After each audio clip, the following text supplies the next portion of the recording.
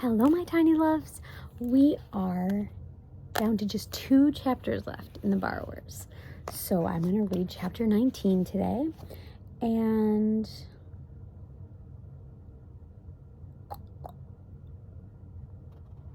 what happened last was that Mrs. Driver found the borrowers and ripped up the floor. And then the little boy went into bed and cried. Chapter 19. "And that," said Mrs. May, laying down her crochet hook, "is really the end." Kate stared at her. "Oh, it can't be," she gasped. "Oh, please, please." "The last square," said Mrs. May, smoothing it out on her knee. "The 150th. Now we can sew them together." "Oh," said Kate, breathing again. "The quilt. I thought you meant the story." "It's the end of the story, too," said Mrs. May absently. "Or the beginning. He never saw them again." And she began to sort out the squares. "But," stammered Kate, "you can't, it's not fair," she cried. "It's cheating, it's—" Tears sprang to her eyes, and she threw her work down on the table, her crochet hook after it, and she kicked the bag of wools which lay beside her on the carpet. "Why, Kate, why?" Mrs. May looked genuinely surprised. "Something more must have happened," cried Kate angrily. "What about the rat catcher and the policeman and the—" "But something more did happen," said Mrs. May. "A lot more happened, and I'm going to tell you." "Then why did you say it was the end?" "Because," said Mrs. May. She still looked surprised. "He never saw them again." "Then how can there be more?" "Because," said Mrs. May, "there is more. A lot more." Kate glared at her. "All right," she said. "Go on." Mrs. May looked back at her. "Kate," she said after a moment, "stories never really end. They can go on and on and on. It's just that sometimes at a certain point one stops telling them."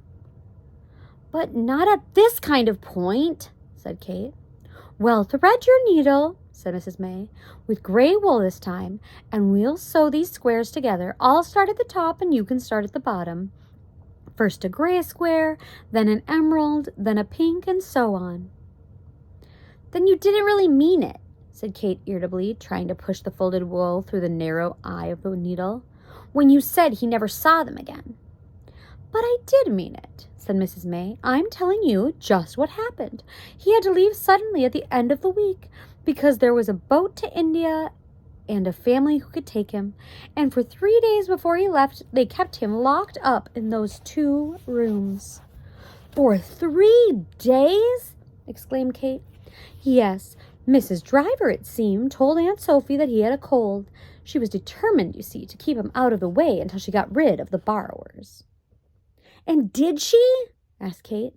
"Did they all come? The policeman, the rat catcher, and the—" "The sanitary inspector didn't come, at least not when my brother was there. And they didn't have the rat catcher from the town hall, but they had the local man. The policeman came." Mrs. May laughed. "During those 3 days, Mrs. Driver used to give my brother a rushing commentary on what was going on below. She loved to grumble, and my brother, rendered harmless and shut up way upstairs, became a kind of neutral. She used to bring his meals up, and on the first morning she brought all the doll's furniture up on the breakfast tray and made my brother climb the shelves and put it back into the doll's house. It was then that she told him about the policeman. Furious, he said she was." "Why?" "Because the policeman turned out to be Nellie Runacre's son Ernie, a boy Mrs. Driver had chased away many a time for stealing russet apples from the tree by the gate. 'A nasty, thieving, good-for-nothing driblet of no good,' she told my brother. Sitting down there, he is now in the kitchen, large as life, with his notebook out, laughing fit to bust 21. He says he is now as cheeky as you make 'em." "And was he?" asked Kate, round-eyed. "A driblet of no good? Of course not, any more than my brother was. Ernie Runacre was a fine, upstanding young man and a credit to the police force. And he did not actually laugh at Mrs. Driver when she told him her story, but he gave her what Crampfurl spoke of afterwards as an old-fashioned look, When she described Homley in bed, "Take more water with it," it seemed to say. "More water with what?" asked Kate. "The fine old pear Madeira, I suppose," said Mrs. May, and Great Aunt Sophie had some suspicion. She was furious when she heard that Mrs. Driver had seen several little people, when she herself, on a full decanter, had only risen to one or at most two. Crampfurl had to bring all the Madeira up from the cellar and stack the cases against the wall in the corner of Aunt Sophie's bedroom, where, as she said, she could keep an eye on it. "Did they get a cat?" asked Kate. "Yes, they did, but it wasn't much of a success either. It was Crampfurl's cat, a large yellow Tom with white streaks in it. According to Mrs. Driver, it only had two ideas in its head: to get out of the house or into the larder." "Talk of borrowers," Mrs. Driver would say as she slammed a fish pie for my brother's luncheon. "That cat's a borrower. If there was one, borrowed the fish, the cat did, and a good half bowl of egg sauce." But the cat wasn't there long. The first thing the rat catcher's terriers did was chase it out of the house. And there was a dreadful set to, my brother said. They chased it everywhere, upstairs and downstairs, in and out of all the rooms, barking their heads off. The last glimpse my brother had of the cat was streaking away through the spinney and across the fields with the terriers after it. "Did they catch it?" "No," Mrs. May laughed. "It was still there when I went, a year later. A little morose, but fit as a fiddle." "Tell me about when you went." "Oh, I wasn't there long," said Mrs. May rather hastily, "and after the house was sold, my brother never went back." Kate stared at her suspiciously, pressing her needle against the center of her lower lip. "So they never caught the little people?" she said at last. Mrs. May's eyes flicked away. "No, they never actually caught them, but," she hesitated, "as far as my poor brother was concerned, what they did do seemed even worse." "What did they do?" Mrs. May laid down her work and stared for a moment thoughtfully at her idle hands. "I hated the rat catcher," she said suddenly. "Why? Did you know him?" "Everybody knew him. He had a walleye, and his name was Rich William. He was also a pig killer, and, well, he did other things as well. He had a gun, a hatchet, a spade, a pickaxe, and a contraption with bellows for smoking things out. I don't know what the smoke was exactly, poison fumes of some kind, which he made himself from herbs and chemicals. I only remember the smell of it. It clung round the barns or wherever he'd been. You can imagine what my brother felt on that third day, the day he was leaving, when suddenly he smelled that smell.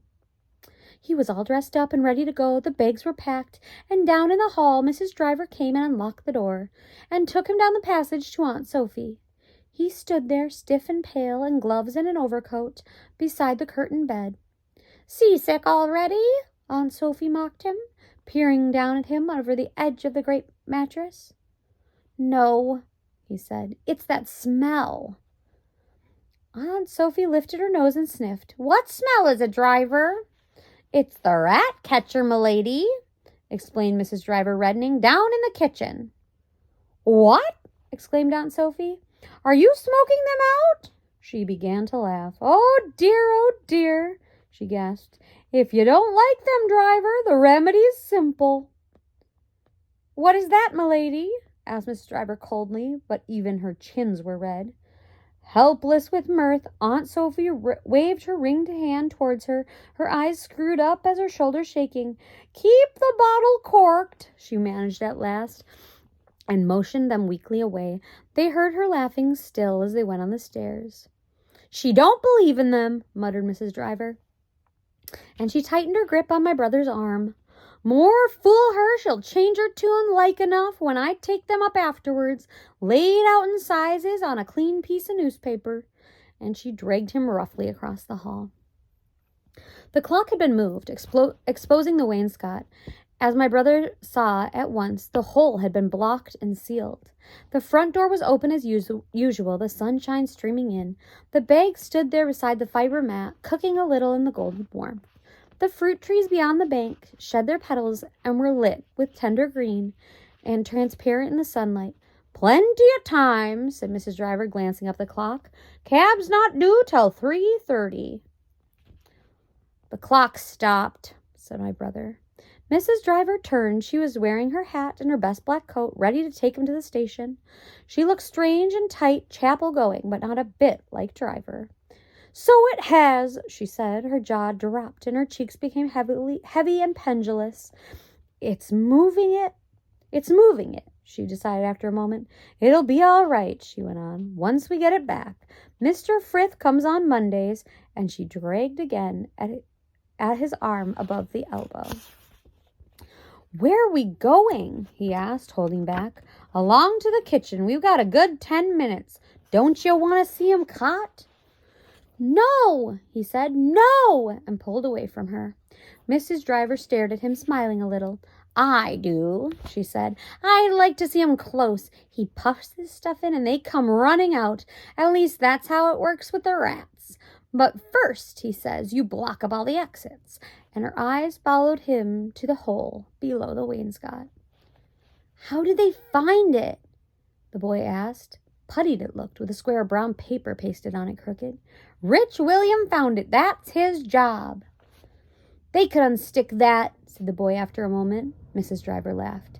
Oh, no, they couldn't. Cemented, that is. A great block of it right inside with a sheet of iron from the front of the old stove in the outhouse. He and Cramp Burl had to have the morning room floor up to get at it. All Tuesday they was working, up till tea time. We aren't going to have no more capers of that kind, not under the clock. Once you get that clock back, it can't be moved again in a hurry. Not if you want to keep time, it can't. See where it's good, where the floor's been washed away like? It was then my brother saw for the first time, and last time, that raised platform of unscrubbed stone. Come on now, said Mrs. Driver, and took him by the arm. We'll hear the cab in the kitchen. But the kitchen, as she dragged him past the baize door, seemed a babble of sound. No approaching cab would be heard there. What with yelps and barks and stampings and excited voices. Steady, steady, steady, steady, Crampfurl was saying on a loud note as he held back the rat-catcher's terriers, which shrilled and panted on leashes. The policeman was there, Nellie Runacre's son Ernie. He had come out of interest and stood back from the others in view of his calling, with a cup of tea in his hand and his helmet pushed up off his forehead. But his face was pink and boyish with excitement. He stirred the teaspoon round and round. Seeing's believing, he said cheerfully to Mrs. Driver when he saw her come in the door. The boy from the village was there with a ferret. It kept sort of pouring out of his pocket, my brother said. The boy kept pushing it back. Rich William himself was crouched on the floor by the hole. He had lighted something beneath a piece of sacking, and the scent... I keep yawning. And the stench of it smoldering eddied around the room. He was working the bellows below with infinite care, stooping over them, rapt and tense. My brother stood there as though in a dream. Perhaps it was a dream, he said to me later, much later, after we were all grown up. He gazed round the kitchen, and he saw the sunlit fruit trees through the window, and the bough of the cherry tree which stood upon the bank. He saw the empty teacups on the table with spoons stuck in them, one without a saucer.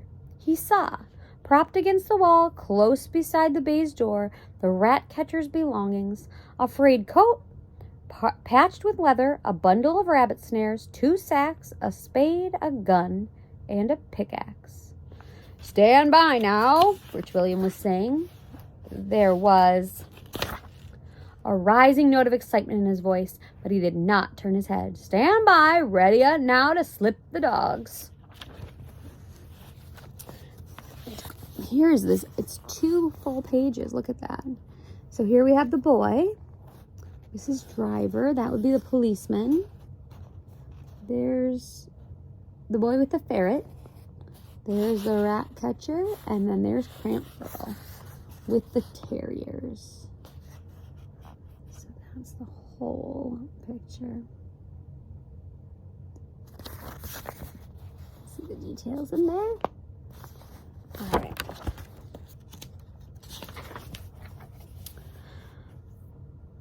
Mrs. Driver let my brother's arm let go of my brother's arm and move forward toward the hole. Keep back, said the rat catcher without turning. Give us room. But Mrs. Driver backed nervously toward the table. She put a chair beside it, half raised one knee and lowered it again, when she caught Ermy Ronacker's mocking glance.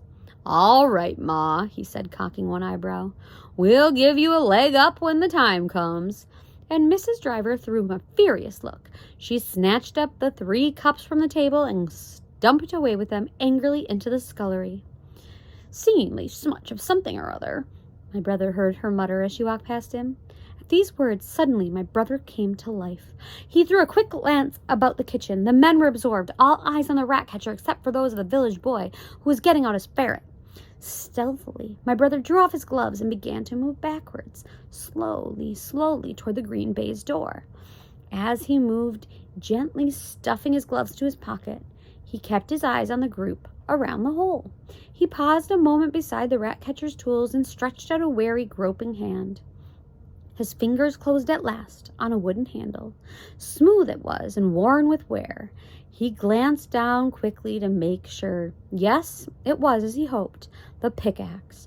He leaned back a little and pushed, almost imperceptibly, against the door with his shoulders. It opened sweetly in its silent way. Not one of the men looked up. Steady now, the rat catcher was saying, stooping close over the bellows. It takes a moment, like, to go right through. There ain't much ventilation, not under the floor. My brother slid through the barely open door and sighed behind him, closing out the noise. He took a few steps on tiptoe down the dark kitchen passage, and then he ran.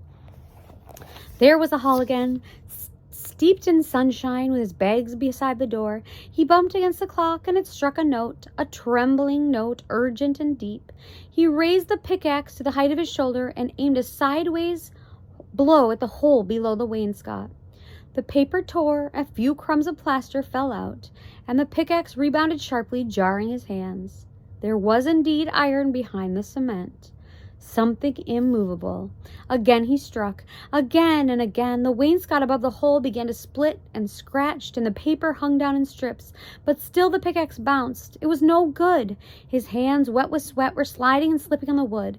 He paused for a breath. Looking out, he saw the cab. He saw it on the road, behind the hedge, on the far side of the orchard. Soon it would reach the rusted apple tree beside the gate. Soon it would turn down the drive. He glanced up at the clock. It was ticking steadily. The result, perhaps, of his knock. The sound gave him comfort and steadied his thumping heart a little. Time. That's what he needed. A little time. A little more time. It takes a moment, like, the rat catcher had said, to go right through. There ain't much ventilation, not under the floor. Ventilation. That was the word, the saving word. Pickaxe in hand, my brother ran out of the door. He stumbled once on the gravel path and nearly fell. The pickaxe handle came down and struck him a sharp blow on the temple. That's right here. Already, when he reached it, a thin filament of smoke was eddying out of the grating. He thought, as he ran toward it, there was a flicker of movement against the darkness between the bars, and that was where they would be, of course, to get the air. But he did not stop to make sure. He already heard behind him the crunch of wheels on the gravel and the sound of the horse's hoofs. He was not, as I have told you, a very strong little boy. He was only 9, not 10, as he had boasted to Arietti.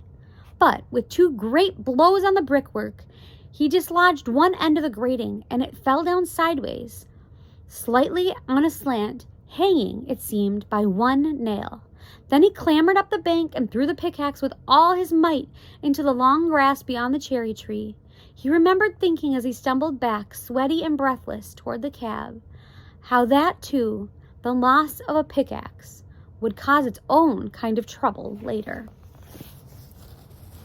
And there you can see the grating and how he made it so that they could get out. And that is the end of chapter 19, and we only have one more chapter left. And then we can decide if we want to do another Barbara's book. Okay, love you.